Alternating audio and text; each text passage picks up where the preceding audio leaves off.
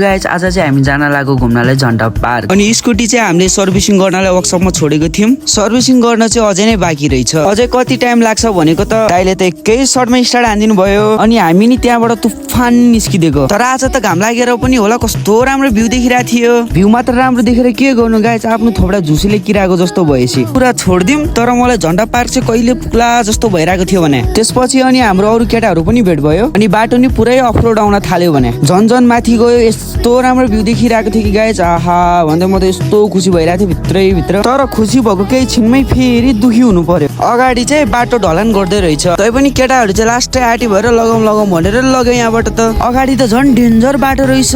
यता लडिरहेको उता खाल्टो अनि यता ढेकालिरहेको। जसो तसो गरेर भयो नि यो बाटो चाहिँ कटायो केटाहरूले। अनि त्यसपछि चौतारामा गएर हामी एकैछिन बस्यौँ। काठमाडौँको भ्यू त यस्तो दामी देखिरहेको थियो कि गाइस, म त एकैछिन त हेरेको भइरहेको थियो भने। अब यहाँ धेरै नबस्छौँ भनेर अनि हामी चाहिँ यहाँबाट पनि गयौँ। अनि फाइनली गाइस हामी चाहिँ झन्डा पार्क नि आइपुग्यौँ। तर के सोचेर आएको थिएँ गाइस, तर के भयो मैले त सोचेको थिएँ पुरै झन्डाले बनेको एउटा ठुलो पार्क होला भनेको त डाँडामा मात्र एउटा झन्डा रहेछ। त्यो पनि ठिकै छ, तर त्यही एउटा झन्डा नि यस्तो मजाले फरफराइरहेको थियो। अनि अलिकति उताबाट चाहिँ काठमाडौँ भ्यू पनि राम्रै देखिने रहेछ। अनि एक दुईवटा भिडियो बनायौँ, फोटो खिच्यौँ। अनि हल्का उतापट्टि डाँडामा गएर म चाहिँ सुपरम्यान जसरी कुद्न थालेँ। त्यहाँ पनि काम लागेन भनेर अनि जम निस्क्यौँ यो ठाउँबाट भनेर अनि हामी चाहिँ सबजना निस्किनलाई रेडी भयौँ। इफ हजुरहरू पनि काठमाडौँ हुनुहुन्छ भने चाहिँ यो ठाउँ चाहिँ एक दिन पक्कै घुम्न जानु होला। And by by.